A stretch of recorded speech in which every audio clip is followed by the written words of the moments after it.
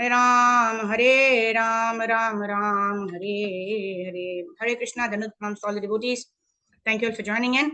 Om Jnanatimrandasya Jnananjana Shalakaya Chakshurunmilitam Yena Tasmai Shri Gurave Namaha.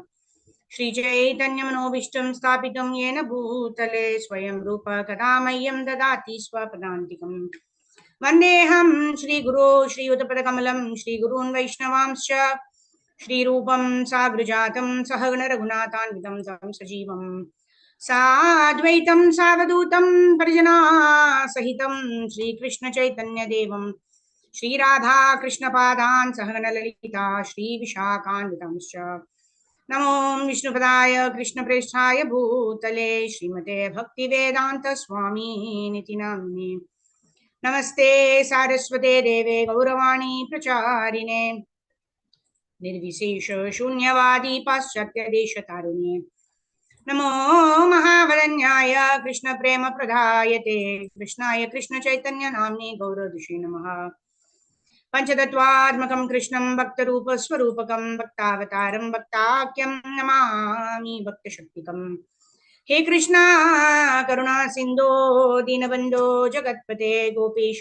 गोपिका कांत राधा कांत नमोस्तुते तप्त कांचन गौरंगी राधे वृंदावनेश्वरी वृषभानुसुते देवी प्रणमामि हरिप्रिये वाञ्छाकल्पतरुभ्यश्च कृपा सिन्धुभ्य एव च पतितानां पावनेभ्यो वैष्णवेभ्यो नमो नमः जय श्री कृष्ण चैतन्य प्रभु नित्यानंदा श्री अद्वैत गदाधार श्रीवासादि गौर भक्तवृंदा हरे कृष्णा कृष्णा कृष्णा हरे हरे हरे राम राम राम हरे हरे गुरवे गौरचंद्राय राधिकाय इतरालये कृष्णाय कृष्ण भक्ताय तद्भक्ताय नमो नमः मूकं करोति वाचालं पंगुं लंघयते गिरिं यत्कृपातमहं वन्दे श्रीगुरून् दीनतारिणं परमानन्दमाधवं श्रीकृष्णचैतन्यमीश्वरं हरि ओम तत्सत् Hare Krishna. So, Dandavat pranams to all the devotees. We are starting with verse number 1 of Nectar of Instruction. We've almost halfway through the purport of Nectar of Instruction, verse number 1. So, we saw how one who controls the 6 urges can make disciples all over the world. And we saw that we become our first disciple. Our mind and our senses become our first disciple. That means our mind and senses will act according to what is beneficial for us. For us means I am the source. Shivera Swarupe, Krishnera Nitya Das. Like that. Hare Krishna, Krishna Krishna, Hare Ram, Ram Ram, Hare Hare. So we were talking about Vacho Vegam, Manasa Krodha Vegam, Jivva Vegam, Udara Upasta Vegam, Etan Veganyo Vishayeta Diraha, Sarvam Apimam, Prithvimsa Sishyat. Right? So what are the urges? We saw the urges of the tongue are two. One is the urge to speak, and the other is the urge to taste palatable foodstuffs. And urges of the mind, urges of anger, and then the urges of the belly and that of the genitals. And then Prabhupada was explaining how tongue is the most voracious, very difficult to control the tongue. And if you control the tongue, we can also control the belly and the genitals because they are in the same line. And also, if you are able to control the urge of speech, right? If you are able to speak according to what is given in Bhagavad Gita, Anudvega Karam Vakyam, Anudvega means we don't speak in a way that is agitating to others. Because when we agitate others, then their response will agitate us. Now that will lead to anger. Right? So when we talk in a way that is palatable, right? Satyam, Priyam, Hitam, Chayat. Right? Satyam means we speak the truth. Priyam means we speak in a way that's pleasing, and Hitam Chayat. Hitam means what is beneficial to others. Right? That means we don't talk nonsense, we don't waste another's time and waste our time also. Rather, we're giving respect to our time as well as other person's time. We talk only what makes sense. And what makes sense is only Krishna Katha. Everything else is useless because they help us maybe acquire a lot of things, but they will all die with the body. But what will eternally benefit us is only Krishna Katha. And if we control these two urges of the tongue, automatically the urge of anger, the urge of mind, then the urge of the belly and the urge of the genitals can also be controlled. So like that we were saying, and then we ended with how Bhaktivinoda Thakur has written this beautiful prayer. Sharira Vidyajal Jodendriyata Hekal Jiva Fele Vishaya Sagare Tara Madhya Jivati Lovo Moya Sudarmati Take Jeta Katina Samsare. right? The senses are network leading to death, right? What is death? Death is referring to the body. That means we are continuing in the cycle of birth and death.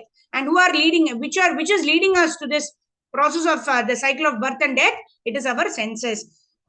And what is that? Center of all the senses, Tara Madhya Jiva, right? The center of all the senses, which leads to maximum sense enjoyment, is the tongue. That's why the tongue is most voracious and it is uncontrollable.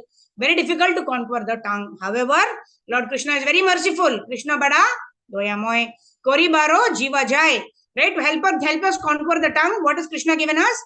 Say a namrita kao. Right? He has given us nice Krishna prasadam, which we can eat happily, and singing the glories of Radha and Krishna. Radha Krishna Gunugao, Preme Dako Shri Chaitanya Chai. And lovingly we call for the help of Chaitanya Mahaprabhu and Nityananda Prabhu. Right? With our own effort, we know that we are not able to control our tongue. Sevon Mukehi Jivadau Swayam Eva Suratyadaha. Ata Shri Krishna Namadi Na Bhaved Grahim Indriyahi. Sevon Mukehi Jivadau Swayam Eva Suratyadaha. Right? Simply by our chanting the holy names of the Lord, or by engaging in devotional service, simply by our endeavor, using our material senses, we cannot understand the name, form, pastimes of the Supreme Lord. Ata Shri Krishna Nama Adi. Nama means the name. Adi means name, form, pastimes, the paraphernalia of the Lord, right? Nama, Rupa, Guna, Leela, Parivar, Madhurya, all of this we cannot understand by our own senses, or by even by performing devotional service with our material senses. But however, Sevon Mukehi Jivadav, when we engage our senses, especially our tongue, in the service of the Lord, by chanting Hare Krishna Mahamantra, by honoring Krishna Prasadam, then Swayameva Suratyadaha. Because the Lord, by his own mercy, Shri Radha and Krishna, Shri Gaur Nitai, by their own mercy, they will reveal themselves to us. Swayam Eva Suratyadaha. Only then we will be able to understand their lordships. All right. So let's move forward. Let's continue reading. Who will want to read? There are 6 kinds of rasas from there. Okay, Sindhu Mataji, go ahead.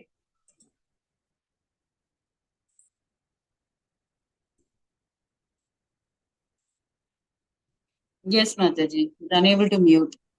Hare Krishna, yes. Mataji. There are 6 kinds of rasas, taste, and if one is agitated by any one of them, he becomes controlled by the urges of the tongue.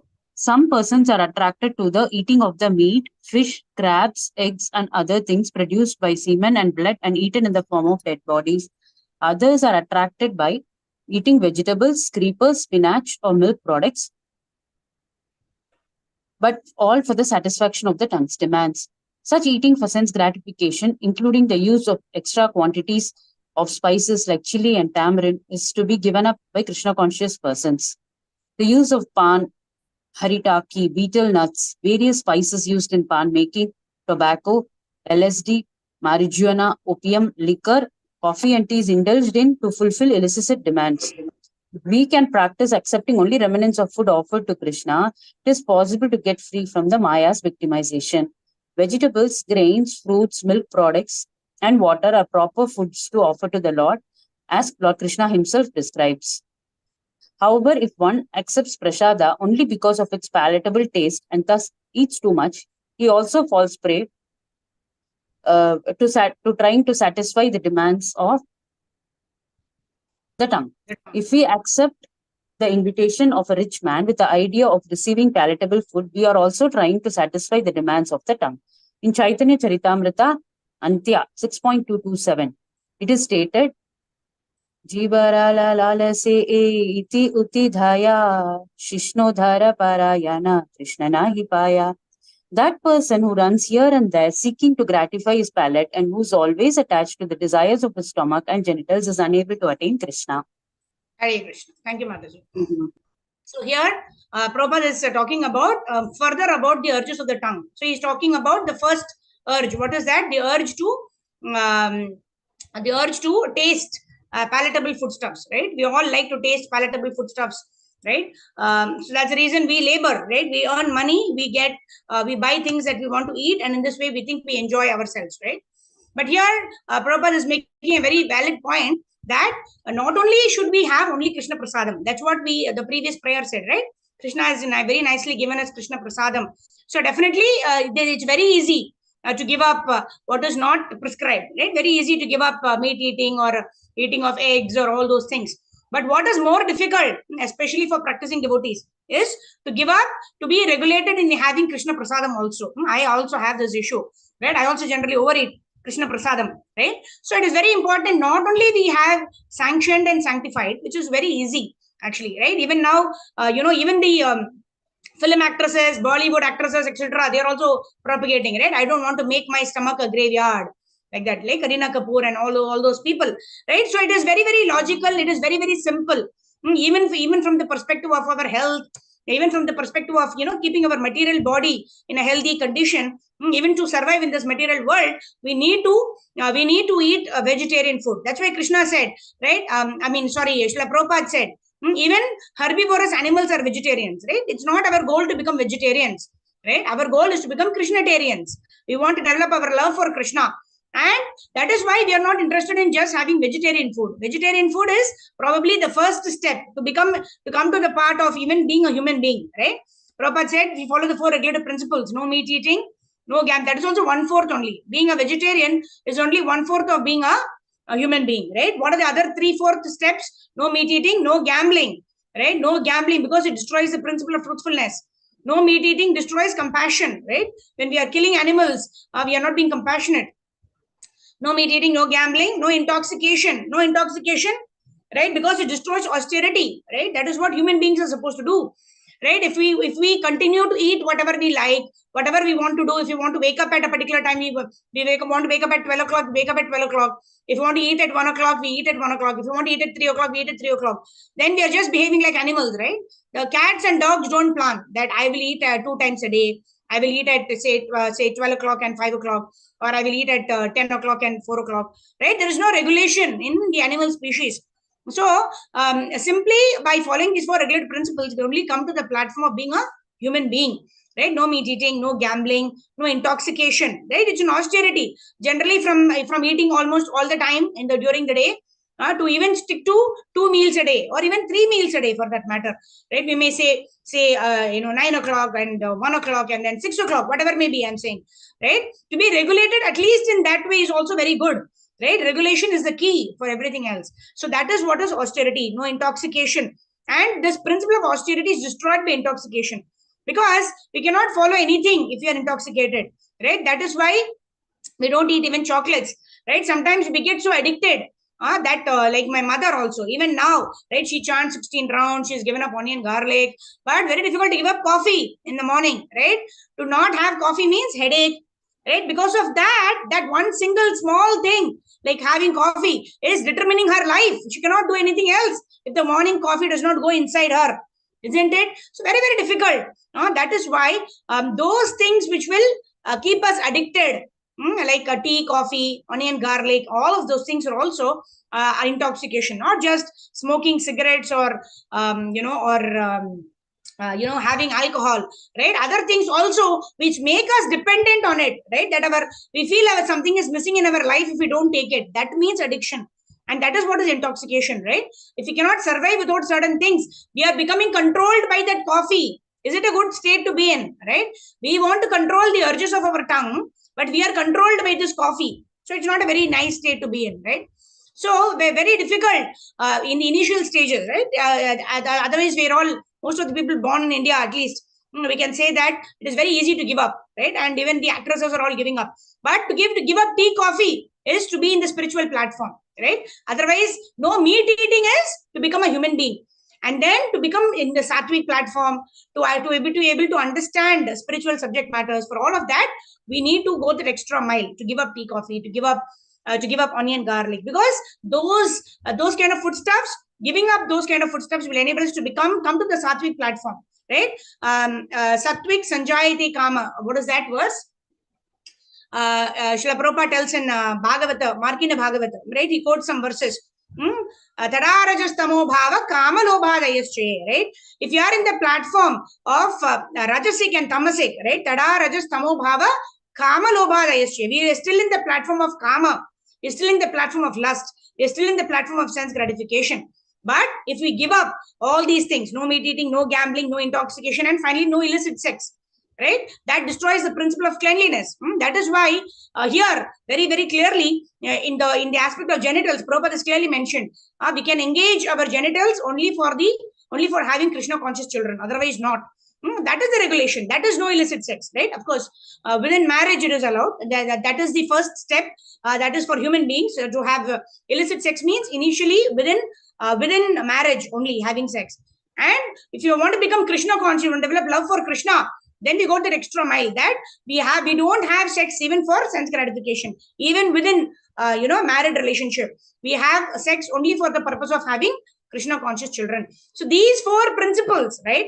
Either the higher level where we try to aspire to become a devotee of the Lord, where we aspire to control our senses, then we follow the higher principle. But at least a basic human being has to follow these four principles, which is no meat eating, no gambling, no intoxication, and no illicit sex.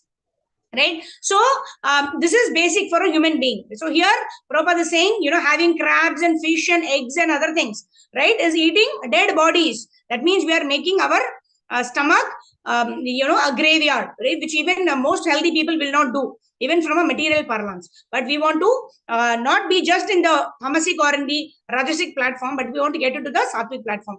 For that, we need to have only Krishna Prasadam. And even within Krishna Prasadam, more difficult for devotees, right?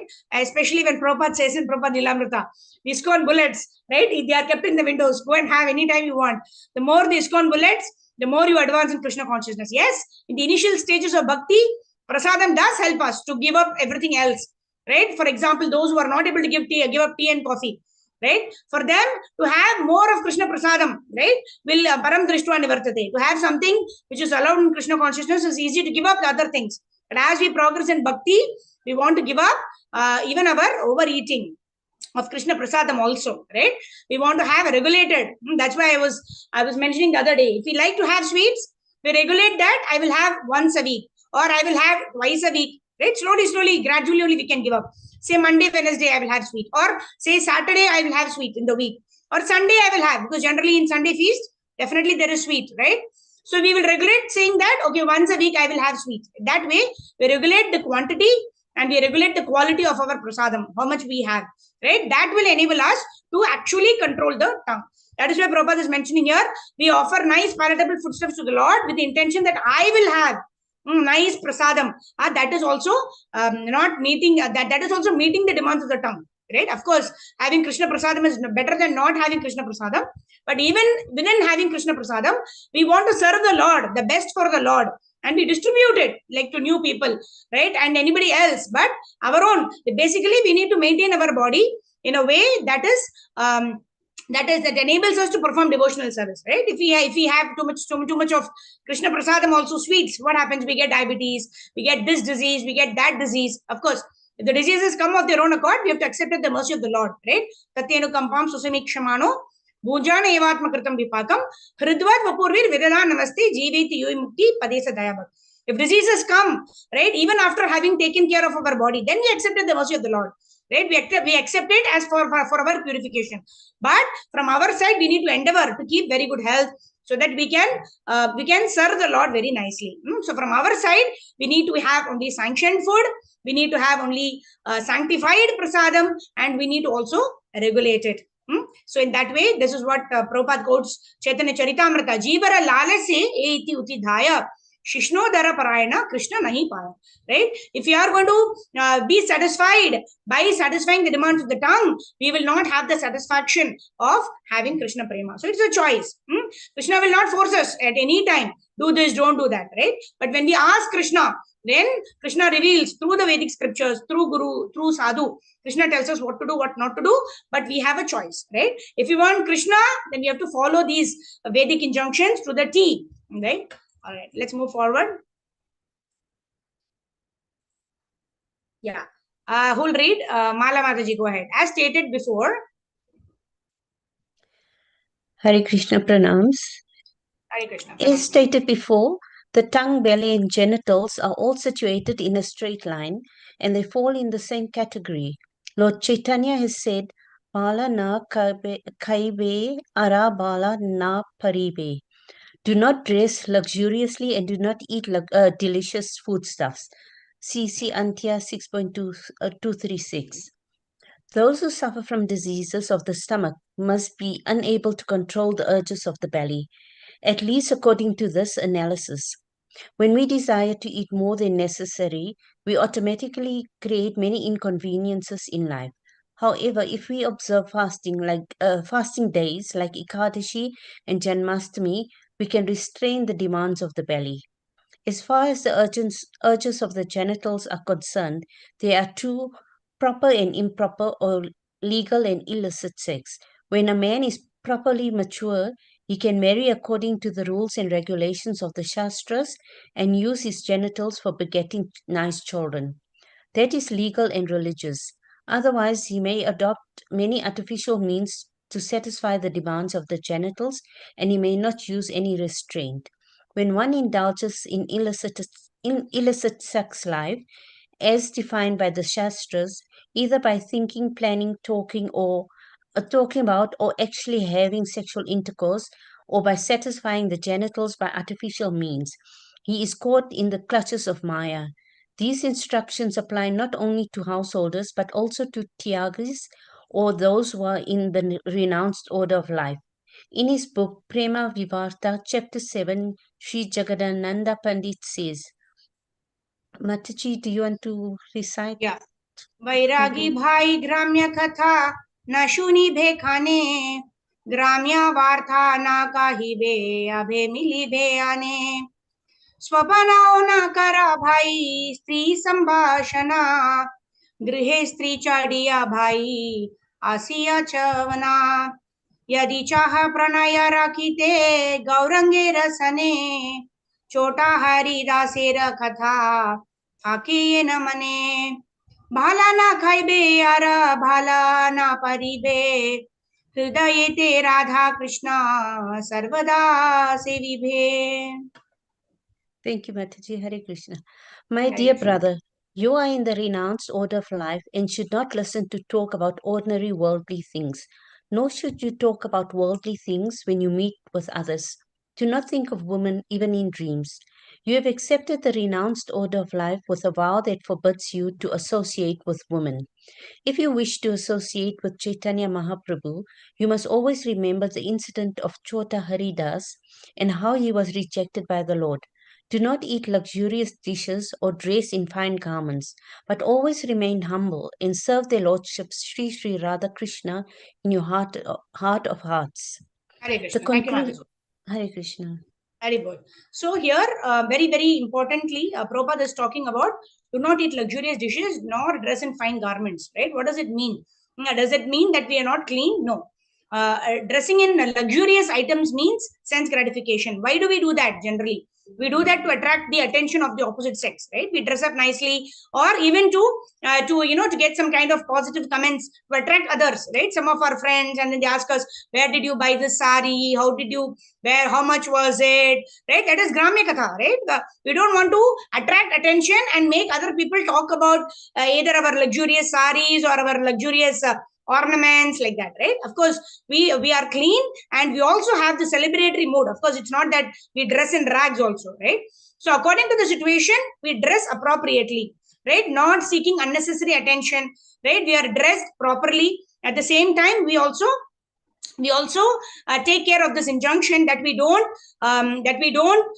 dress luxuriously, and we also don't eat luxurious dishes, right? Of course, in a celebration time like Janmashtami, of course, the next day, the day after Janmashtami, which is Prabhupada's Vyasa Puja, that day we have a very big feast in the afternoon, after fasting till noon. Right? On those days, yes, we should not say that I will not have, right?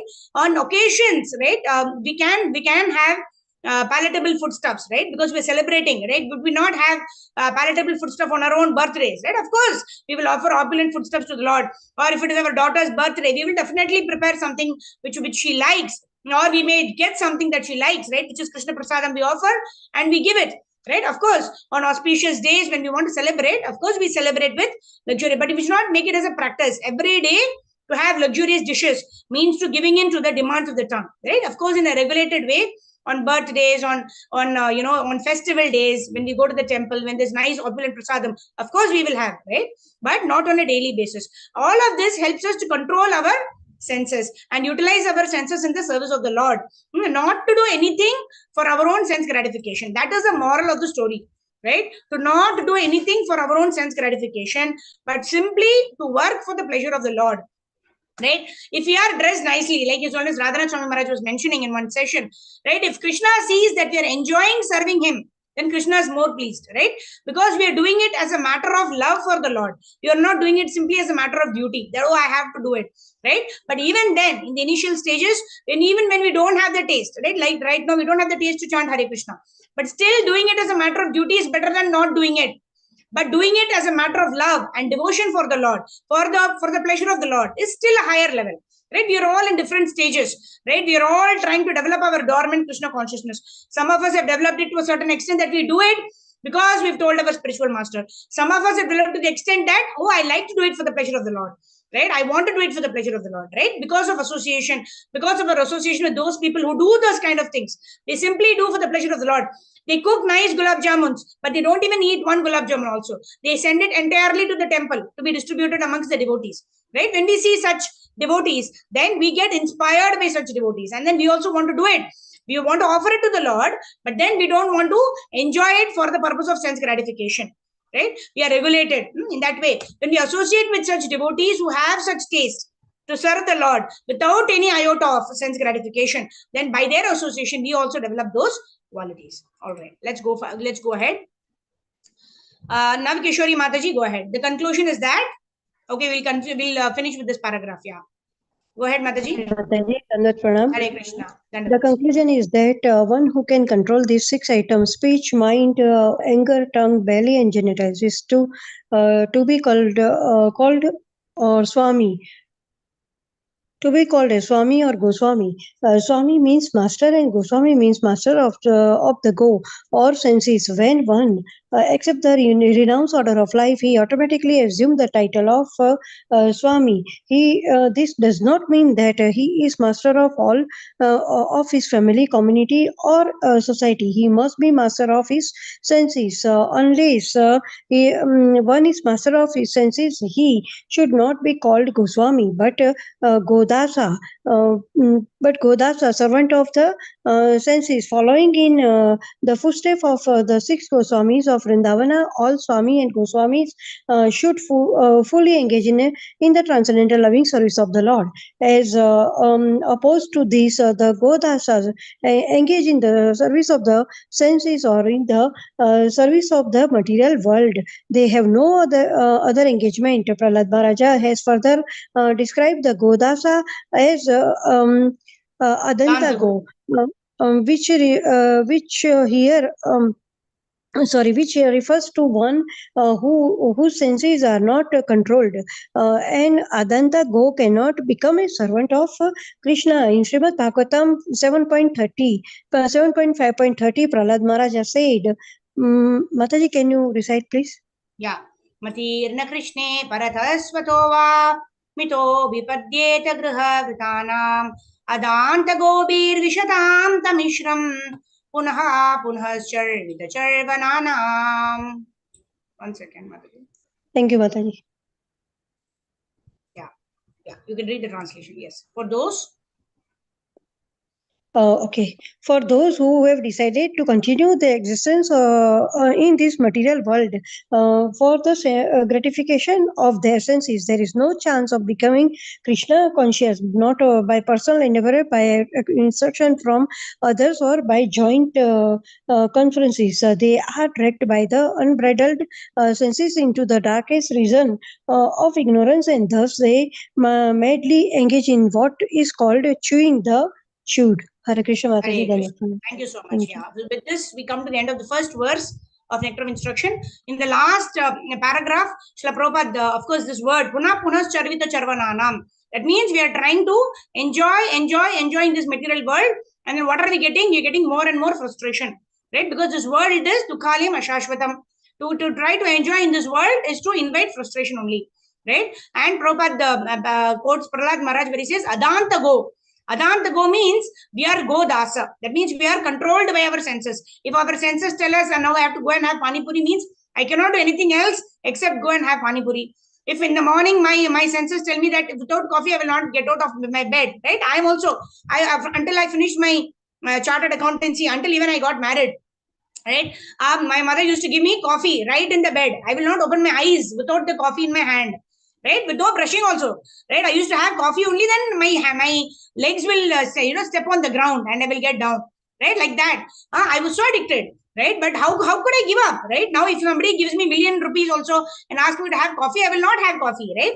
Because that is done now because of the association of devotees, because we understand the shastras, right? How this having tea and coffee addicts us, right? Even in the like for example, on a particular day, if the milk does not come, if some strike is there is no milk, then what is it? Then we can't do anything. We are bound by something that is even affecting our normal course of functioning, right?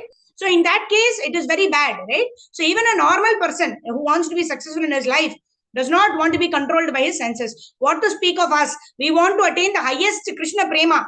So these small things we should be able to easily give up, right? Like I will just always give this example, right? So at one point in time, we're so addicted to coffee that we can't get up from bed without coffee, right? We have now come to the stage that we wake up to chant Hare Krishna Mahamantra, right? So a time will come when we want to chant Hare Krishna for the pleasure of the Lord. Now we are chanting Hare Krishna during Brahma Muhurta because we are told by our spiritual master, we are told by Srila Prabhupada, and his Radheshyam Prabhu gave a very wonderful session on Brahma Muhurta, the importance of Brahma Muhurta, right? You can Google it on the internet. You should definitely watch that class, right? Where he talks about the importance of Brahma Muhurta, right? When we get inspired by such devotees, right, who are practicing it and who are also explaining the importance of why it is important to chant in Brahma Muhurta, we also want to follow it. And then we also have our own personal experience, right? We were addicted to coffee at one time. Now we've completely given up coffee. Now we are able to wake up simply to chant Hare Krishna. And then now, in future, very soon, where we will be able to reach that particular place where we are able to get up simply to chant Hare Krishna Mahamantra for the pleasure of the Lord. We are so inspired from within, right? That is what we will get by simply following in the footsteps of those acharyas who are practicing it day in and day out, right? It's only Jayapataka Swami, right? Srila Guru Maharaj, every day he gives the Chaitanya Leela class, irrespective of, like one devotee was mentioning that like Guru Maharaj had his eye surgery done, right? The operation was supposed to be for half an hour, but it went on for 3 hours, right? So after that, what happened? When he came out, as soon as he came into consciousness, he asked, what is the time? Right? Is it time for the Chaitanya Leela class? Is it 8 o'clock in the evening?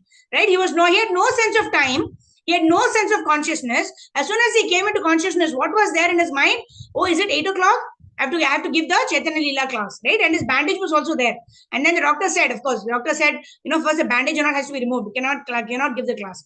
One more instance is he was unconscious for so many months together or so many days together, I believe, right? He was unconscious after that the liver transplant and the kidney transplant, etc.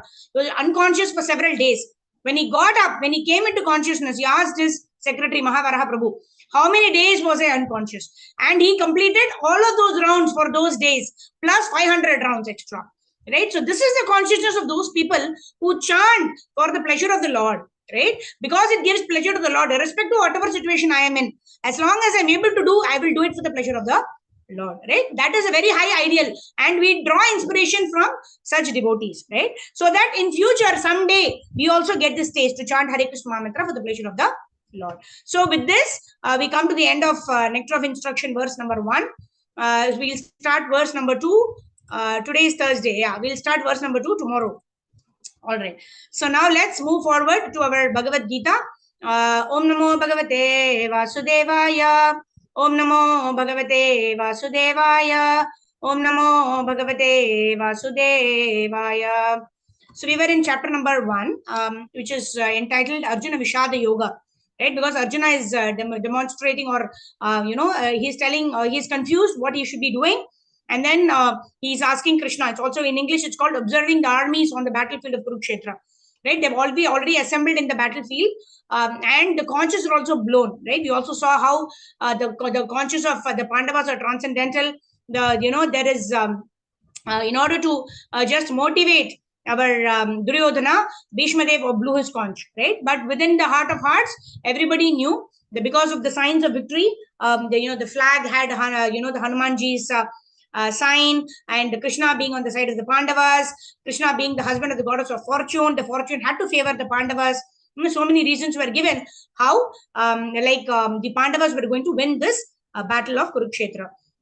And then you also saw how Duryodhana was being very, very diplomatic. He was trying to inspire all of the people outside, while he inside itself was very fearful. Then he said, how we can conquer fear if we are surrendered to the lotus feet of the Lord.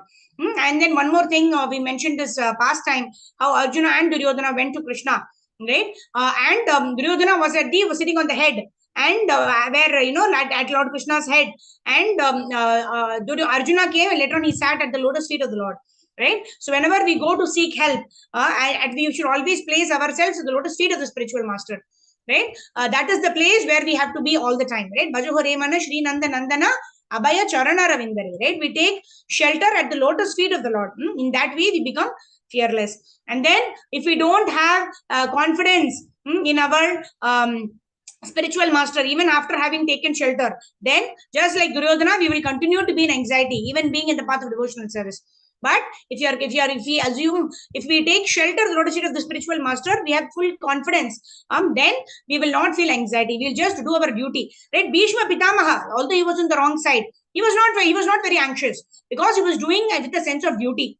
Right? So we have to just once we understand what is right, what is wrong, that means we have the power of discrimination by the guidance of Guru, Shastra, and Sadhu. Then we place complete faith in the orders of the spiritual master, and we do it just as a matter of duty.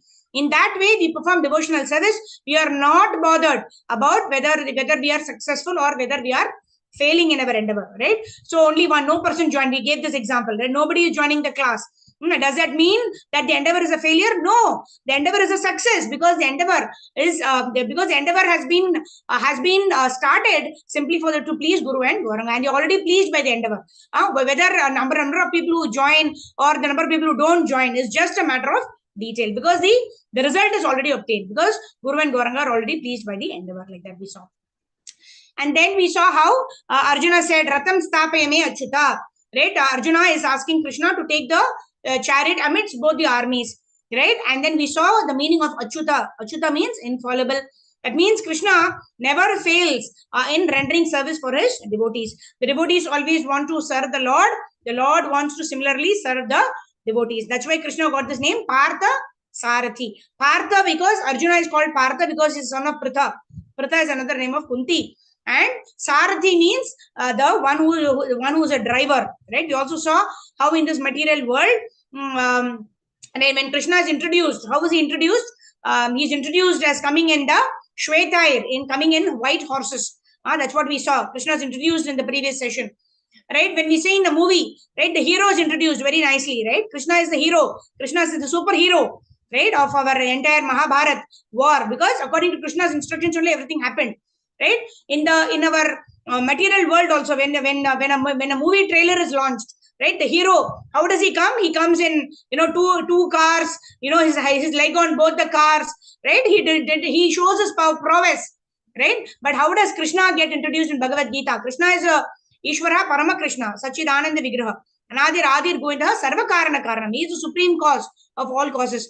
How does he prefer getting launched in this movie of Bhagavad Gita? He is shown as driving the chariot for his devotee, right? This is the way, this is what gives pleasure to Krishna. Service to the devotees gives pleasure to Krishna. That is how he wants to project himself in the beginning of this Bhagavad Gita, or in the beginning of this Mahabharat war, right? After the conches are blown, when Krishna is introduced, he's a charioteer, driving the horse for Arjuna, and Arjuna is actually kicking him on his right shoulder, right? Go in between both the armies, and Krishna is nicely following the order. That is why he's called Achyuta. He never fails in his affection for his devotees. He never fails in rendering service to his devotees, right? And then Arjuna, upon seeing all of the friends and relatives present in front of him, and Krishna purposely, he goes and places the chariot in front of Bhishma Pitamaha and Dronacharya. And then he's saying, oh, I'm seeing all my friends and relatives, and I feel the limbs of my body quivering and my mouth drying up. And then Prabhupada mentions in the purport, yes, this is a quality of a devotee. Devotees are compassionate. And then let's move forward. We are in text number 29. Okay, let me share my screen. Let's move forward.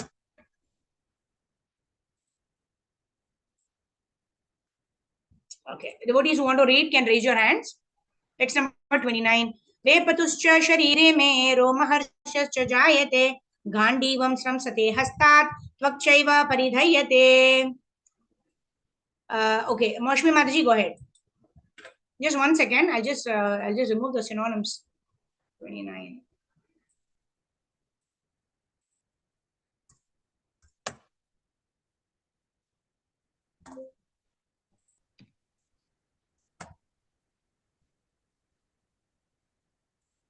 Yes. Maushmi Mataji, you're able to unmute yourself? Yes.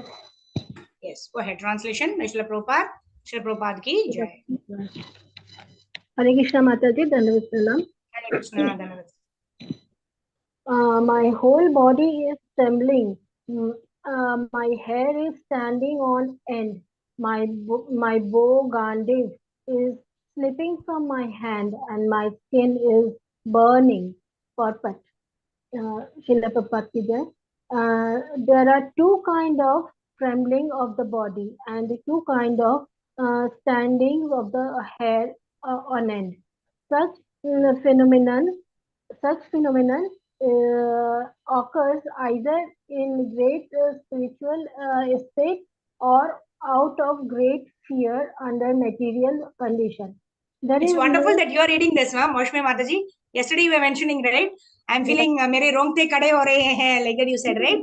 Yeah. So you are only reading this. This is blessing of the Lord only. Go ahead. Material condition. There is no fear in transcendental realization. Arjuna's symptoms in this situation are out of material fear, namely loss of life.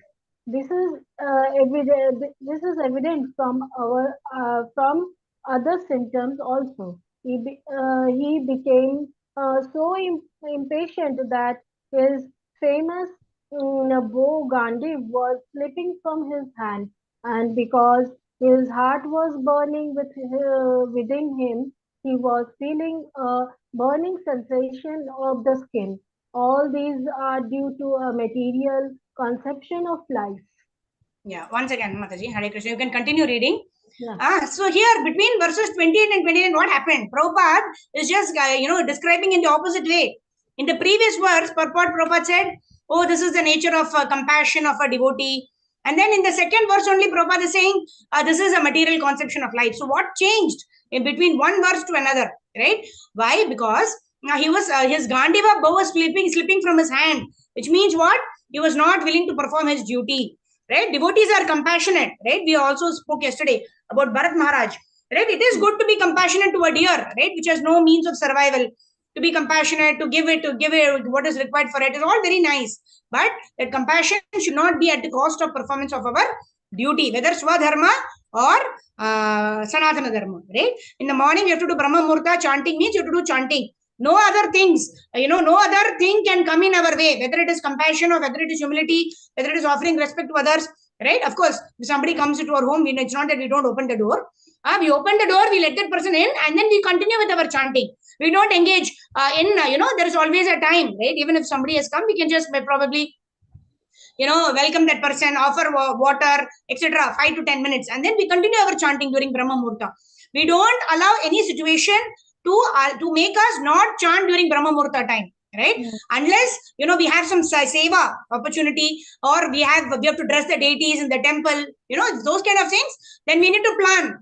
Great devotees, I know, if they have to engage in the deity dressing seva in the morning, they complete their rounds before. They wake up at 2 o'clock. 2 to 4, they complete their rounds and then they go for the deity seva. Or some of the Matajis, they go for cooking seva. Right? So in this way, devotees who are very serious, they have their priorities right. Now they ensure that they do their seva, they do their chanting first. They ensure they complete their chanting in Brahma Murta. Because if the consciousness is pure, then we can do properly other sevas also. Right? His Holiness Swayam Bhagavan Keshav Maharaj, You were saying, right? If we manage our time properly from 9 p.m. to 6 a.m., right? Then in the morning from 6 a.m. to 9 p.m. automatically will be taken care of, right? From 9 p.m. to 6 a.m. That means we sleep at the right time. If you have to sleep at 9, we have to have our last meal at least 3 hours prior. That is before sunset, right? If we manage, proper sleep from 9 p.m.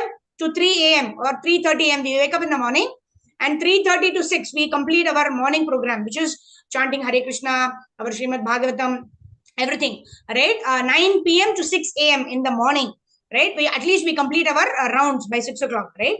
Or by 7 o'clock for that matter, right? Then our remaining rest of the day, that is from our 6 a.m. to 9 p.m. automatically will be taken care of when we are doing our swadharma, when we are in our offices, when we are doing as the role of a teacher, or the role of a wife, or that of a mother, we are cooking, all of our swadharma activities will be automatically taken care of.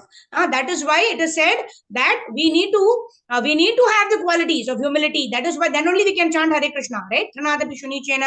Karoriva Sahishnuna, Amanina Manadina, Kirtaniya Sadahari.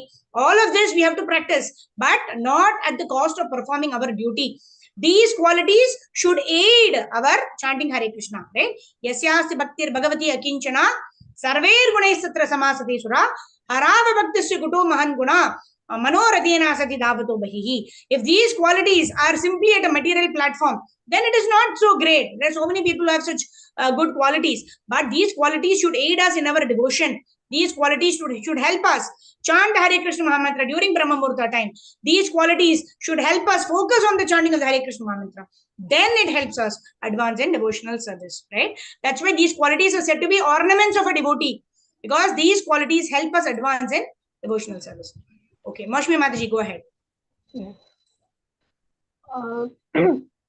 न च शक्नोम्यवस्थातुं भ्रमतीव च मे मनः निमित्तानि च पश्यामि विपरीतानि केशवः. I am now unable to stand here any longer. I am forgetting myself, and my mind is reeling. I see only cause of misfortune. O Krishna, killer of the Keshi demon. But due to his impatience, Arjun was unable to stay on the battlefield, and he was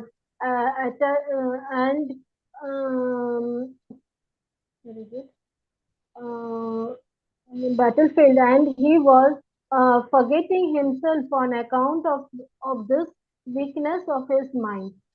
Excessive attachment for material things puts a man in such a bewildering condition of existence.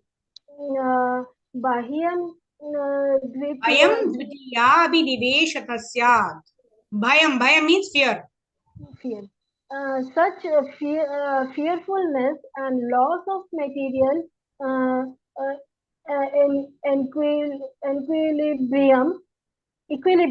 material equilibrium take place in persons who are too affected by material conditions.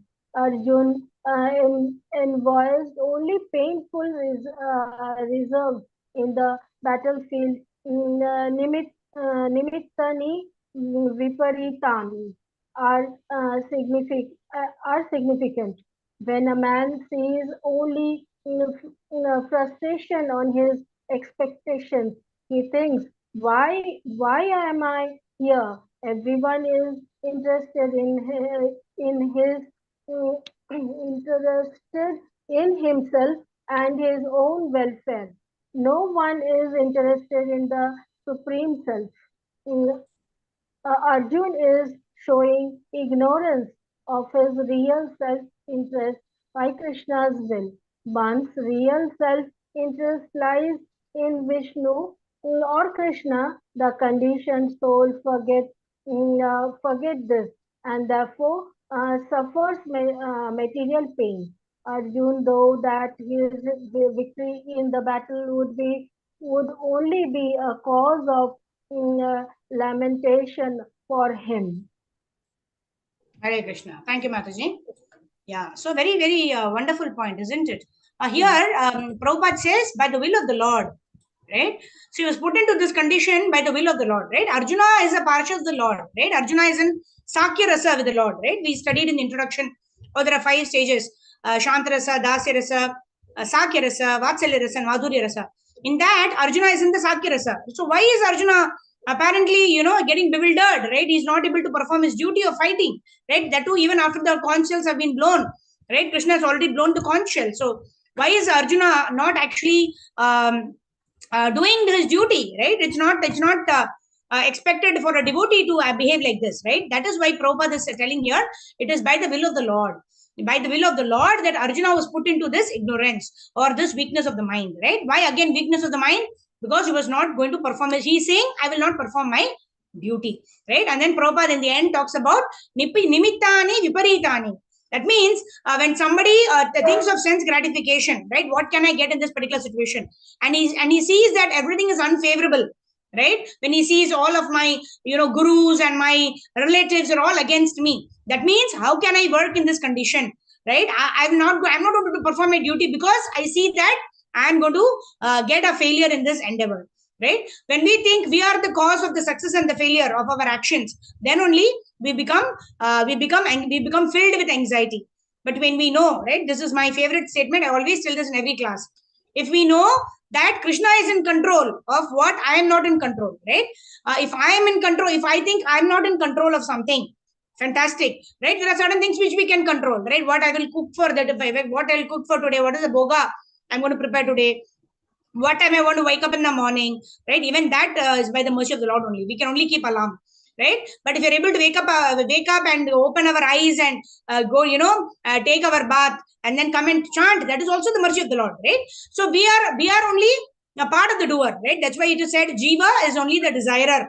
I can only desire, but the Supreme Lord has to sanction. The Supreme Lord has to sanction. Okay, let Medamini get up in the morning at 3:30 and cleanse herself and start her chanting. So this is the sanctioner by the Lord. The Lord is the sanctioner. And then Prakriti arranges. Prakriti arranges means what? My alarm might just go off. My clock may lose its battery in the night. Right? The alarm may not ring. So if the Lord's sanction is there, then the alarm might ring at the right time. That will enable me to wake up. Right? So Prakriti arranges the situation according to my desire and according to the sanction of the Lord. So I cannot think that I am the cause of the results of my actions. I am not the only cause. I am, of course, playing a part in desiring, right? The Lord sanctions, right? The Lord sanctions, okay, by his own causeless mercy, let Medamini get up in the morning. But I don't put the alarm, or I don't even have the habit of waking up in the morning every day. Of course, I will sleep, isn't it? The Lord has sanctioned, but I do not have the desire to get up. I wanted to sleep till 10 o'clock, right? Although the Lord's sanction is there, the kripa is there, I have not endeavored enough. So all the three are important. But what is most important is the Lord's sanction. I may desire so many things. I may desire a 4 BHK house.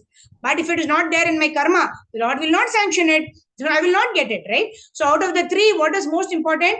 Prakriti will also action only if the Lord sanctions it. So what is most important is the Lord's sanction. So that is why what is most important, even in our endeavor, even in our desire, to be surrendered to the Supreme Personality of Godhead. When we are surrendered, then we will take every situation as a mercy of the Lord, right? As long as I have put the alarm, I have slept at 9 o'clock, I have done everything that is required for me to wake up in the morning. And due to some issue, if the alarm clock did not ring, or if the alarm rang and I did not get up, due to some issue, then I don't punish myself, right? Saying, oh, in spite of everything, why did the Lord not allow me to wake up? I will never wake up for Mangalarti. That is foolishness, right? On a particular day, if you're not able to wake up, that's fine. So we take more precautions for the next day. We see how we can make our preparation better for the next day, but we still depend on the will of the Lord. We still are surrendered to the Lord, right? So we don't consider ourselves the cause of the result of our action. Right? In that way, we don't punish ourselves. We don't get despondent. We don't, decide that, oh, I will not try tomorrow because my endeavor has failed today. No, we endeavor with greater enthusiasm, with greater dependence on the Lord. So the next day, at least, let me wake up for Brahma Murta and chant for the pleasure of the Lord. Will that give pleasure to the Lord? Or thinking that if I'm not able to get up today, tomorrow also I will not get up, right? Because the Lord is not helping me. that will not give pleasure to the Lord, right? If you are determined, tomorrow I will wake up. Today I could not due to some reasons, but tomorrow I will take more precautions. I will sleep I will eat latest by 5 o'clock in the evening, perhaps, right? If you're used to eating at that time, right? And then I will sleep by 9 o'clock, right? And I will take strong, sometimes when we have to take a flight in the next day morning, right? Even if we don't have an alarm clock, we will wake up in the morning. Because the previous day we told our mind, right, tomorrow I have a flight to catch at 4 o'clock. I have to wake up at 3 o'clock. I have to get ready and then I have to go, right? That keeps on ringing in our mind such that we don't even need an alarm clock. We will wake up at 3 o'clock and we will get ready and go to take that flight, right? This we are talking about the flight to go back home, back to Godhead. How much more we need to tell ourselves, how much more we need to be determined, right? His Grace Radhesham Prabhu says, when we go to sleep, we tell ourselves, right? And now I'm going to go to sleep. That means I'm going to be adequately rested so that in rejuvenated spirit, I can engage in the service of the Lord tomorrow morning, right? When we tell our mind that, just like we get up to catch our flight to go to Chennai or Bangalore, similarly, we will wake up so that we prepare for our journey back home, back to Godhead, or we prepare for our journey, for our personal association with the Lord. Our chanting of Hare Krishna is our personal meeting with the Supreme Personality of Godhead. So how much more we have to prepare, right? We have to try our best and then we have to leave the rest to Krishna, right? There is an English proverb also. God helps those who help themselves, right? When we help ourselves to do everything that is required, then the Lord will definitely help us, right? In fact, in Bhagavad Gita, it is said in one of the purports, Prabhupada says, if we take one step towards the Lord will take millions of steps towards us. That is the mercy of the Lord. We only need to desire and then we need to endeavor with the right attitude. In that way, we will be able to attain the desired success. Okay, text number 31. Who will read? Sindhu Mataji, go ahead. Hare Krishna. Hare Krishna.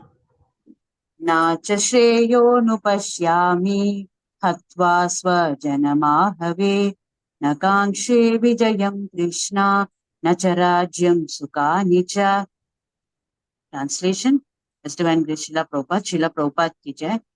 I do not see how any good can come from killing my own kinsmen in this battle, nor can I, my dear Krishna, desire any subsequent victory, kingdom or happiness. Purport. Without knowing that one's self-interest is in Vishnu or Krishna, conditioned souls are attracted by bodily relationships, hoping to be happy in such situations. In such a blind conception of life, they forget even the causes of material happiness. Arjuna appears to have even forgotten the moral codes for a Kshatriya. It is said that two kinds of men, namely the Kshatriya, who dies in front of the battlefield under Krishna's personal orders, and the person in the renounced order of life who is absolutely devoted to spiritual culture, are eligible to enter into the sun glow, which is so powerful and dazzling. Arjuna is reluctant even to kill his enemies, let alone his relatives. He thinks that by killing his kinsmen, there would be no happiness in his life, and therefore he is not willing to fight, just as a person who does not feel hunger is not inclined to cook. He has now decided to go into the forest and live a secluded life in frustration. But as a Kshatriya, he requires a kingdom for his subsistence because the Kshatriyas cannot engage themselves in any other occupation. But Arjuna has no kingdom. Arjuna's sole opportunity for gaining a kingdom lies in fighting with his cousins and brothers and reclaiming the kingdom inherited from his father, which he does not like to do. Therefore, he considers himself fit to go to the forest to live a secluded life of frustration. Hare Krishna. Thank you. So here, Prabhupada is talking about how it is, like in another verse of Bhagavad Gita also, Krishna himself says, to perform one's own duties, even not perfectly, is better than performing somebody else's duties perfectly, right? So here, Arjuna wants to go and, to take up renunciation and go in the forest, right? But that is not the nature of a Kshatriya. What is the nature of a Kshatriya? Right? Prabhupada mentions in one of his lectures, Prabhupada mentions how he may leave everything and go to the forest, but there he will just see an animal and then his propensities to hunt that animal will come and then he will engage in some activity. He cannot sit down and meditate. That is not the nature of a Kshatriya, right? Chaturvarnyam maya shrishtam guna karma vibhagashaha. So we choose our varna and ashrama according to our qualities, according to our previous desires. So here, it is not right as a Kshatriya for Arjuna to want to go to the forest and live life in seclusion, because he will not be able to do it. He will just go, and then he will be doing the activities of having a bow and arrow, and probably hunting animals, or taking getting the fruits of the tree, from the tree, and in order to eat, etc. Right? Because that is his inert behavior, that is his inert desire, right? Because he is a Kshatriya, he wants to fight. So that fighting propensity will always be with him. So it is not possible for him to renounce what he can renounce, right? In the 18th chapter, when Arjuna asks Krishna, what is better, sannyasa or tyaga? That time Krishna tells tyaga is better than sannyasa, right? Because sannyas is just an order of life, right? People, adorn that renounced, that saffron cloth, and because they have the tendency, they are parivrajaka acharyas. That means they go from one place to another and preach the glories of Krishna, and that is their only duty. Even they do that only. They also don't go to the forest and sit down their eyes and close and meditate, because it is not prescribed for this age of Kali. So even the sannyas order, what do? They go from place to place to preach the message of Krishna. But similarly, as grihasthas, most of us, all of us in this call are grihasthas, right? So how do we practice sannyas? For us, sannyas means to give up or to renounce the results of the activities that we perform. To renounce the activities means to perform or to offer to Krishna the results of our activities, right? If you go to an office, if you earn money, that a portion of that money, right? Rupa Goswami says 50% of the money, right? But in the initial stages, we can probably give 5%, we can slowly increase 10%, 20%, like that. As our surrenderance to the Lord increases, the more we will be able to contribute for Lord Sri Krishna and for the purposes established by Srila Prabhupada, the International Study of Krishna Consciousness.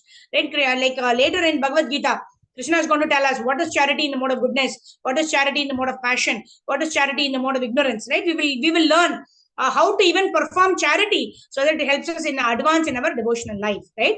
And for now we can understand that if we serve or give charity for the purposes of international study for Krishna consciousness, which Prabhupada calls his body, that is best way of charity. We don't have to dig our brain whom I should give, because you have to give charity at the right time, in the right place, for the right purposes. We know for a fact that ISKCON is Prabhupada's body, and we are able to understand and read all of this only because of Prabhupada. So Prabhupada's mission, if we give charity, that is the best charity, that is the best time, and every time is a good time. Especially, I heard in a particular class, right? If you want to do some sense gratification, then we should postpone it, thinking that, okay, let me complete my 16 rounds of chanting, and then I will go and do whatever sense gratification I want to do. But when you want to do some good thing, like for example, if you want to do charity, you should do it immediately, because we don't know when our mind will tell us, okay, no need to do, next time, next opportunity, let's do. But that is going to cause a delay in us getting bhakti sukriti or sukriti, especially if you want to give charity for Annadhan, right? In ISKCON centers, we all have, there is Kichari Prasadam, the distribution that is there all the time, every day, right? Whenever we go for Kirtan, there is always Prasadam distribution. If you want to contribute to that, we have to immediately do it, right? You should not think that I will do it later, because this is something that is going to help us advance in devotional service. So whenever our mind tells us, right, we need to be vigilant of what our mind is telling us, right? If our mind is engaging us in sense gratification, then we need to postpone it. That is why we need to have proper intelligence. How we get a proper intelligence? By the study of the scriptures, by the guidance of a guru, by following the instructions of a guru, sadhu and shastra. So whenever we get an opportunity to render devotional service, even that also comes from our mind. That is the guidance of our that is the guidance of our super soul, right? But sometimes when we want to engage in sense gratification, we should not think that the Lord is inspiring me to engage in sense gratification. Then we should understand it is the words of our mind. In that way, when something helps us advance in Krishna consciousness, then we know that it is our inner calling, or it is our super soul who's guiding us from within. But if it is something to do with sense gratification, then we tell our mind, right? Wait, I will come back to you. Just like Haridas Thakur told the prostitute, okay, I will satisfy you, right? But let me finish my chanting and then I will come back to you, right? So in that way, when we engage our mind in doing things that will help us advance in devotional service, the mind will automatically get controlled. Just like Radhanath Swami Maharaj always gives this example. I love this example. Probably would have quoted several times in our sessions only. The good dog and the bad dog, right? If we feed the good dog, then it will enable us to perform all of our devotional service very nicely. The bad dog will die. But then if we feed the bad dog, right, if we engage in sense gratification, then it becomes more and more difficult for us to say yes to Krishna and no to Maya, right? Saying yes to Krishna means feeding the good dog. Saying yes to Maya means feeding the bad dog. And we have to choose which dog means whether we want to give priority to devotional service or we want to give priority to sense gratification. Okay, let's move forward. Next set of verses. Who will read? Okay, let me read. Kim no rajena govinda, kim bhogair jivitena va, eshamarte kangshitam no, rajyam bhoga sukhani cha, ta imeva sthita yuddhe, pranam styaktva dhanani cha, acharya pitara putras, tataiva cha pitamahah, matula swasura pautra, shala sambandhinas tatha, etan hantumichami, natopi madhusudana, अपि त्रैलोक्यराज्यस्य हेतो किं नु मही कृते निहत्यदार्तराष्ट्रान् का प्रीति स्या Janardan. Translation Prabhupada, based on grace of Vishwanarayan Bhaktivedanta Swami Srila Prabhupada ki jai. Okay, Rohini Mataji, go ahead. O Govinda, oh, what avail to us are a kingdom, happiness, or even life itself, when all those for whom we may desire them are now arrayed on this battlefield? O Madhusudana, when teachers, fathers, sons, grandfathers, maternal uncles, fathers-in-law, grandsons, brothers-in-law, and other relatives are ready to give up their lives and properties, and are standing before me, why should I wish to kill them, even though they might otherwise kill me? O maintainer of all living entities, I am not prepared to fight with them, even in exchange for the three worlds, let alone this earth. What pleasure will we derive from killing the sons of Dhritarashtra? Purport. Arjuna has addressed Lord Krishna as Govinda because Krishna is the object of all pleasures for cows and the senses. By using this significant word, Arjuna indicates that Krishna should understand what will satisfy Arjuna's senses. But Govinda is not meant for satisfying our senses. If we try to satisfy the senses of Govinda, however, then automatically our own senses are satisfied. Materially, everyone wants to satisfy his senses and he wants God to be the order supplier for such satisfaction. The Lord will satisfy the senses of the living entities as much as they deserve, but not to the extent that they may covet. But when one takes the opposite way, namely, when one tries to satisfy the senses of Govinda without desiring to satisfy one's own senses, then by the grace of Govinda, all desires of the living entity are satisfied. Arjuna's deep affection for community and family members is exhibited here partly due to his natural compassion for them. He is therefore not prepared to fight. Everyone wants to show his opulence to friends and relatives, but Arjuna fears that all his relatives and friends will be killed on the battlefield, and he will be unable to share his opulence after victory. This is a typical calculation of material life. The transcendental life, however, is different. Since a devotee wants to satisfy the desires of the Lord, he can, Lord willing, accept all kinds of opulence for the service of the Lord, and if the Lord is not willing, he should not accept a farthing. Arjun did not want to kill his relatives, and if there were any need to kill them, he desired that Krishna kill them personally. At this point, he did not even know that Krishna had already killed them before their coming into the battlefield, and that he was only to become an instrument for Krishna. This fact is disclosed in following chapters. As a natural devotee of the Lord, Arjuna did not like to retaliate against his miscreant cousins and brothers, but it was the Lord's plan that they should all be killed. The devotee of the Lord does not retaliate against the wrongdoer, but the Lord does not tolerate any mischief done to the devotee by the miscreants. The Lord can excuse a person on his own account, but he excuses no one who has done harm to his devotees. Therefore, the Lord was determined to kill the miscreants, although Arjuna wanted to excuse them. Hare Krishna. Thank you, Mataji. Right, we see the pastime of Durvasa and Ambarish, right? When Durvasa actually he sends a demon to kill Ambarish, right? Just because Ambarish was not, he could not, he just broke his fast with just water because he had to break his fast, right? So Durvasa got angry and he sent a demon to to kill Ambarish, right? But Ambarish, he did not try to protect himself also, because he was completely at the mercy of the Lord, and he thought, if this is the will of the Lord, let it be. At that time, Krishna immediately sent his Sudarshan Chakra to kill Sudarshan Chakra killed the demon, of course, but went behind Durvasa Muni. And then Durvasa, he had the capacity to actually go to all the three. He even had to, he could go to even to the Vaikuntha Loka. He went to Lord Vishnu and he pleaded at the lotus feet of Lord Vishnu. But Lord Vishnu, what did he tell? I myself don't have the power to actually rescue you. You have offended Ambarish, so go and fall at his feet. So in this way, the Lord will not forgive if there is an offense committed at his devotee. But the Lord may even forgive. We also know this pastime of Jagai Madai.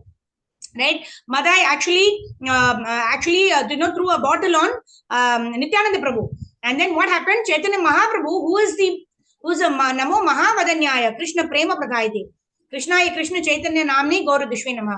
Krishna, who's come in the form of Chaitanya Mahaprabhu, who's the most merciful, munificent incarnation. Even he took a Sudarshan Chakra. And then Nityananda Prabhu had to remind Chaitanya Mahaprabhu that in this incarnation, you are not killing the demons, you are killing the demonic propensity. Right? So in this way, the Lord can never tolerate, right? And then even this Bhishma Pitamaha, right? When Krishna had actually promised that I will never pick up a weapon, right? That was what we discussed when Arjuna and Duryodhana actually went to Krishna and asked, right? Krishna said, I will not pick up any weapon. I will be standing alone without any weapon in my hand. And on the other side, there is this Narayani Sena. And then Duryodhana and Arjuna chose that I want you, Krishna. I don't want the Narayani Sena. Even if you're not taking any weapon, it is okay. But then what did Krishna do? Right? When Bhishma Pitamaha was hurling arrows at Arjuna, right? Krishna could not take it, right? To protect his devotee, he did not even follow his own promise that I will not take up a weapon. He took the wheel of the chariot and he rushed towards Bhishma Pitamaha, right? So in this way, the Lord cannot tolerate if his devotee is put into difficulty, if somebody is harming his devotee, and then he will forget all promises. He will forget everything, and then he will immediately rush to protect his devotee.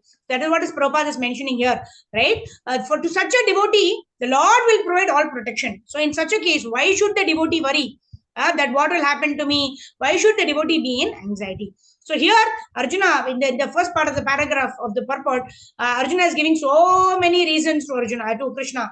I will not fight because, whom will I show my opulence? My friends and relatives, all of them are in the opposite side. They will all die. Right? And then he was saying, I will incur sinful reactions because I'm killing. All these arguments now he is giving to Lord Sri Krishna just to get permission from Lord to not fight the battle. Right? In this way, we also pray so many times, right? Oh Lord, these are the reasons why I will not engage in my devotional service. I will not perform my duty because these are all the reasons. Yeah, we want the Lord, we want, even to our Guru, sometimes we ask, okay, this is what I want to do because 1, 2, 3, 4, 5 are the reasons. We just want okay from the spiritual master. You're not asking the spiritual master, can I do this or can I do that? Right? We don't give choices. I am going to do this, but I want your permission for that. Right? We give reasons. I am doing this because because this is all the scenario. This is the situation. So I think I should be doing this. Okay. So just give me your okay. Right? If we are going to ask like that, then what will we get an answer from the spiritual master? Right? Arjuna is not getting any answers. Arjuna is getting answers only when he surrendered to the Lord. Right? I don't know what to do. Tell me what I have to do. Then only he is getting answers. Until such time, the spiritual master will just listen to us with a smiling face. Okay, you want to do this. Okay, you want to do this. Okay, you want to do this. Right? Patient hearing. Like Krishna is the spiritual master of Arjuna. Right? He's simply hearing. No word of advice. Nothing at all. Right? That is how it is going on. Let's go on. Let's go ahead. Anyone wants to read? Text number 36. Papameva Shreyedasman. Okay, 1248. We'll end with this. Papameva Shreyedasman Hatvaitana Tatayinaha Tasman Narha Vayam Hantum Darta Rashtran Sabhandavan Swajanam Hi Katam Hatva Sukinaha Shama Madhava. Yes, Rohini Mataji, go ahead. Translation. Sin will overcome us if we slay such aggressors. Therefore, it is not proper for us to kill the sons of Dhritarashtra and our friends. What should we gain, O Krishna, husband of the goddess of fortune, and how could we be happy by killing our own kinsmen? Purport. According to Vedic injunctions, there are 6 kinds of aggressors.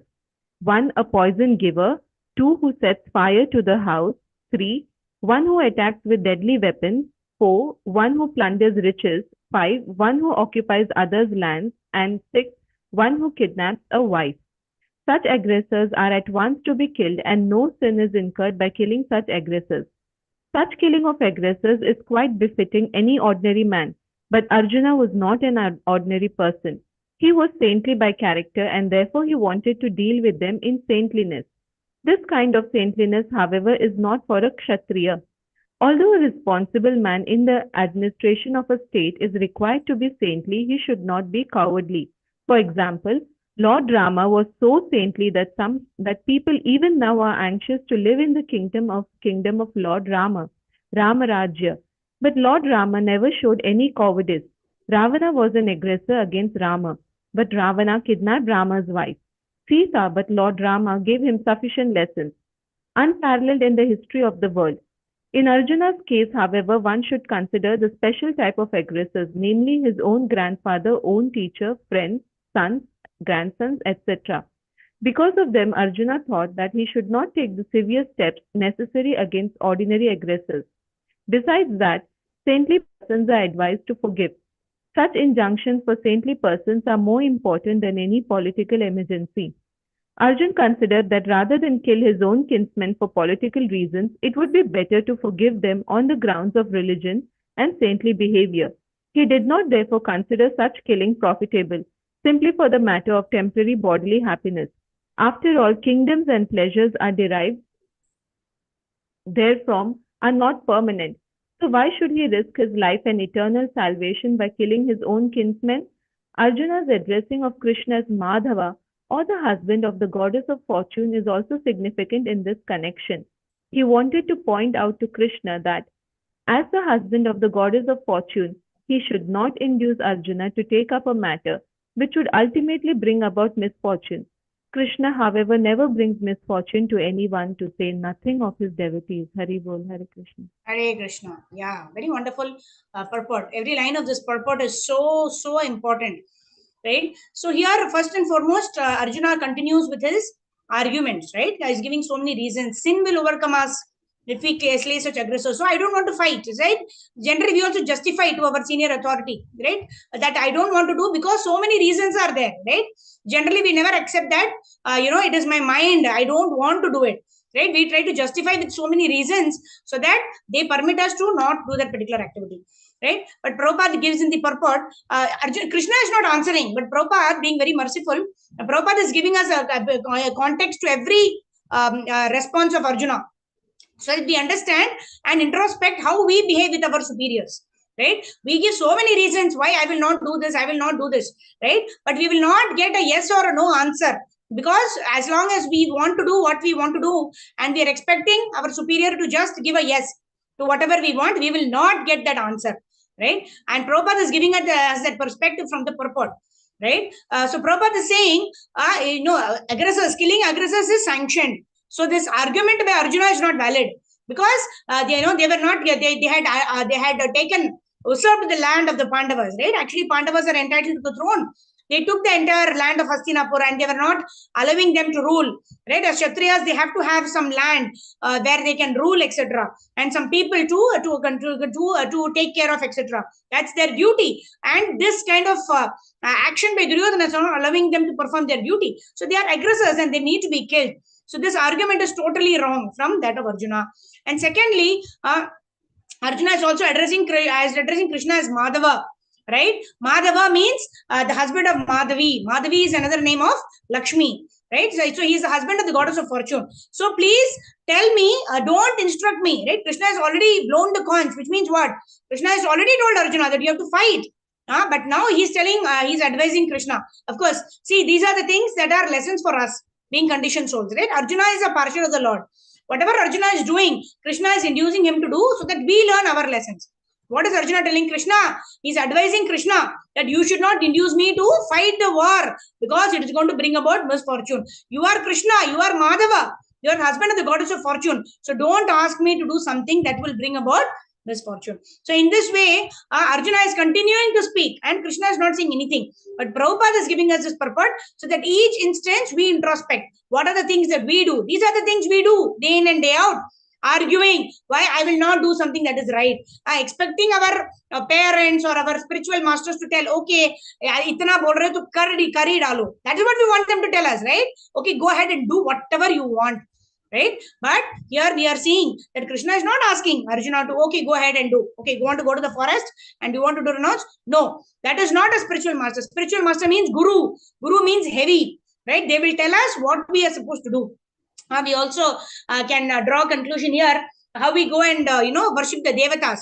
And we worship properly, devatas will say, okay, just go ahead and do whatever you want, right? Even at the cost of their own some kind of we have this Banasura. I always give this example, right? Lord Shiva gave him the benediction that whatever you touch, it will burn, right? It will burn into ashes. And he wanted to test it out by keeping his hand on Lord Shiva's head only, right? At the cost of distress, at the cost of harming their own self, they are obligated to give some benedictions, right? And Vishnu had to come to protect Lord Shiva. But Lord Krishna will never give us a benediction that will cause any harm to the devotees or will even cause some kind of harm to ourselves. Krishna will never approve such benediction. And nor will any of our spiritual masters coming in the bona fide Guru Parampara tell us to do something or sanction, even if we want to do. They will not sanction something that is not beneficial or that is harmful for us. That harmful for us means harmful for our spiritual life. They will not benedict. That is why it is always safe and they are protected by Guru, Shastra and Sadhu in all the three sides. That is why we always have to ask important decisions in our life. Before we take such decisions, we need to ask our spiritual masters, our senior devotees, right? Of course, spiritual master may not have the time because you're going from country to country, city to city, preaching the message of Krishna consciousness. So for these things, if it will affect our devotional life, we need to ask our seniors, right? Those who are our Siksha Gurus, to help us take decisions so that we remain staunch and strong in our path of devotional service. Hare Krishna. So with this, we will end. Grantaraj Srimad Bhagavad Gita ki jai. Jagat Guru Srila Prabhupada ki jai. So we'll do Harinam Sankirtan and then we will see who are all there, who are staying till the end of the session for today's Bhagavad Gita session. We will continue now with verse number 37 tomorrow. Yeah.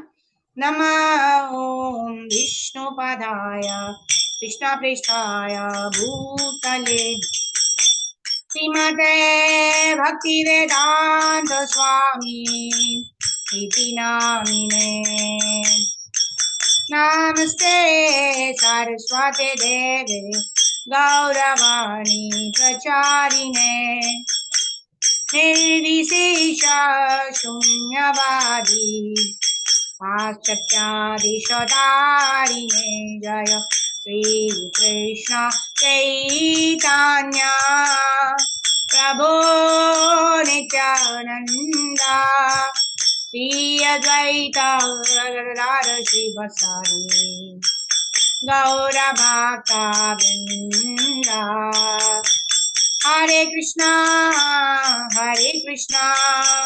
Krishna Krishna Hare Hare Hare Rama Rama Rama Hare Hare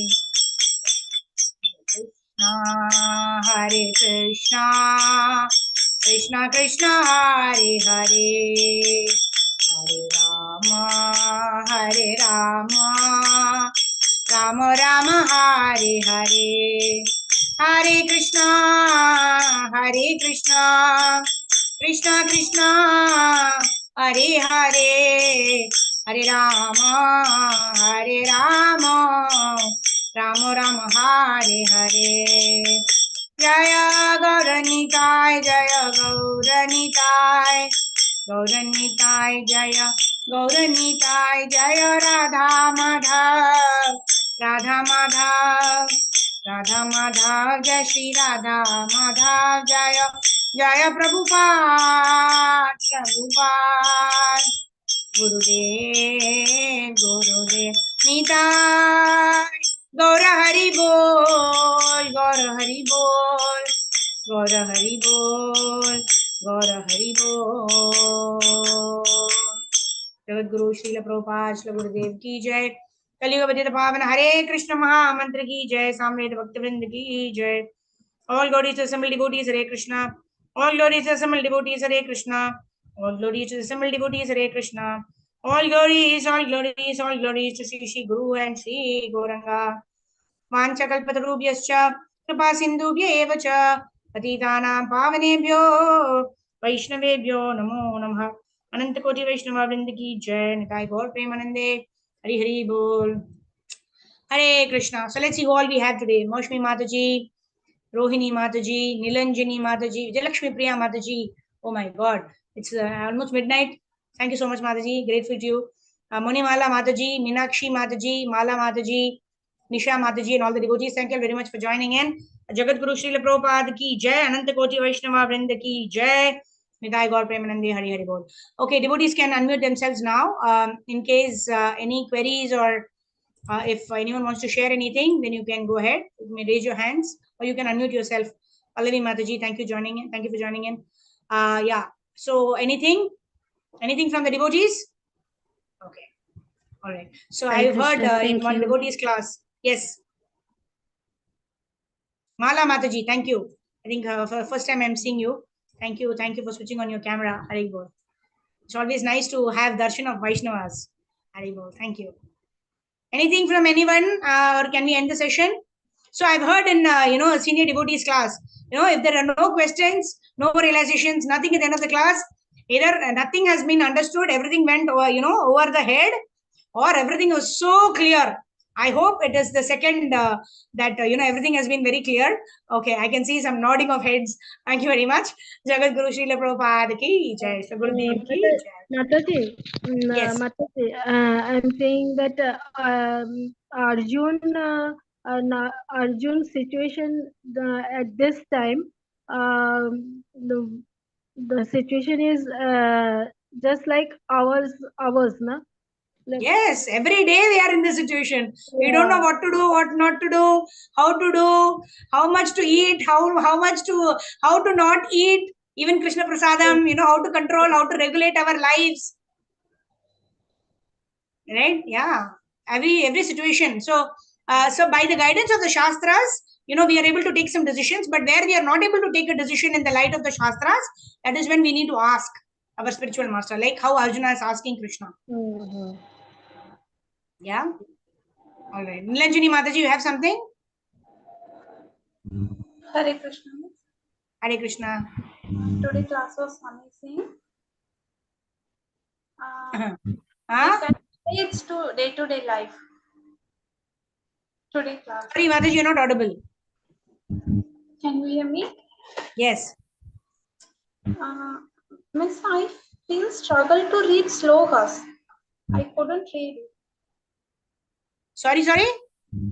I struggle to read slokas. She struggles to read shlokas, Mataji. I think. Oh, that's okay. So you can read the translation and purport. In fact, in a more is better is to study the purport and their translations. Right? Why? Because verse we cannot understand. Right? We don't know Sanskrit. At least I don't know Sanskrit. There may be other people who can understand Sanskrit. But even if we see people who know Sanskrit also, many people misinterpret the understanding of the verses. So if you can read, the translation and purport, I would recommend that all of you will participate in reading the translation and purport, because that is a seva, right? When the sevon mukhe jivada swayameva suratyada. If we engage in reading Srila Prabhupada's translation and purports, then we will attract the mercy of Prabhupada. We'll attract the mercy of Krishna, and in this way we will understand better. So it is okay if you don't, if you cannot read the verses, perfectly okay. Even I read only the English transliteration of the verse given by Prabhupada. So perfectly okay. No need to, but we need to learn some things like Sharira Vidyajal, those prayer. Right? Those prayers we can read the English transliteration, because there is potency in reciting the prayer. Right? If you're not able to read the verses, it's perfectly fine, Mataji. Is that okay? Okay. Yeah. Okay. Hare Krishna. Anything else from devotees? Mataji, I just wanted to quote something on the shlokas. I recently, a few weeks ago, I listened to an audio from Prabhupada. Someone told him that, your followers their Sanskrit pronunciation is not good. And Prabhupada ji so smartly he said, their pronunciation is not good, but their renunciation is good. Yes, correct. And in fact, he engaged that person to come and teach. In that way, that person is also engaged in devotional service. He said, okay, you are very good in Sanskrit, but he was, I think he was a South Indian, he was having coffee and all. So Prabhupada said, oh, you come and join our ashram and then you can teach our students, but then you have to give up coffee for that. And then he said, I cannot give up coffee. So, like that he left. So like that. So Prabhupada, wanted to engage everybody in devotional service, but, we need to have certain standards even to, stay in ashram like that. Okay. Thank you so much for sharing that. Jagat Guru Srila Prabhupada ki jai.